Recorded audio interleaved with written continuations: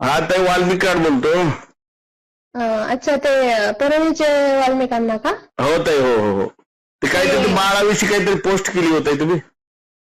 हा, ते अण्णा ते म्हणजे गायब आहे ते 8 दिवस झालं. मी आमचे मागं बोलणं झालं होतं 8 हा दिवसापूर्वी.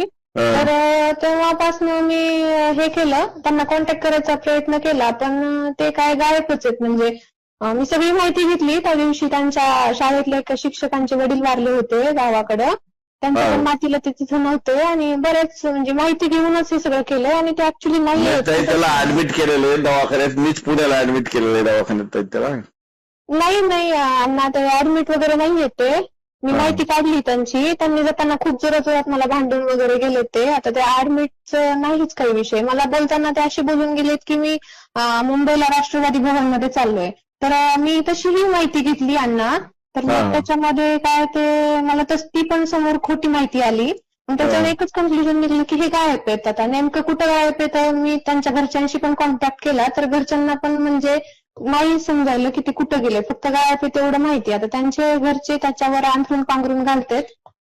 हा. तर मग त्याच्यामुळे मी असं केलं अण्णा. म्हणजे याच्यात काही मार्ग काढावा लागेल ना, ते पोस्ट डिलीट करावं लागेल ना. अण्णा, ते पोस्ट डिलीट करायचं काही नाही, पण मी त्यांना म्हणजे मला असं करण्यामध्ये खरं तर काही इंटरेस्ट नाहीये. पण ते हा माझ्यावर खूप घाणेरडे आरोप लावतात. मला तर तुम्हाला तर मागचं काही माहिती का नाही मला सांगता नाही येणार, पण मी सांगू का थोडंसं, म्हणजे तुम्हाला हा, वेळ सांगा असला ना तर? सांगा ना ताई. हा, तर ते म्हणजे गेले 4 वर्षापूर्वीच आमचं लग्न झालं होतं. हा तर तेव्हा म्हणजे काही कारणास्तव मला बाहेर काढलेलं आहे. मला हा नीट नांदवत नाही, ड्रिंक वगैरे, हाण मारण सगळे प्रकार माझ्यासोबत केले त्यांनी. आणि हा ह्याच्यामध्ये त्याची आई, त्याची बहीण प्रामुख्यानं म्हणजे त्याला सामील आहेत ह्याच्यामध्ये. त्याला पाठिंबा आहे या सगळ्यांचा. त्याचे वडील सुद्धा ह्याच्यामध्ये सामील आहेत सगळे. हा आणि मला त्यांनी टाकून दिलंय. माझं बाळ पोटात असताना मला खाली करा बोलले माझे सासरे येऊन. हा त्यांनी 5 मीटिंग घेतल्या. माझ्या बाळाला 2 वर्ष झालं, त्यांनी 1 रुपयाची सुद्धा मदत नाही केलेली. येत नाही तर माझ्या वाढदिवसाला बोलवलं मी बाळाच्या खूप. या हा म्हणून माझ्या हसबंडला पण मी बोलले की तुम्ही या बोलले, असं तसं. ते आले नाहीत. त्यांची हा बहीण कोणीच जीव देत नाही. मला बाहेर काढलं काहीच कारण नाही.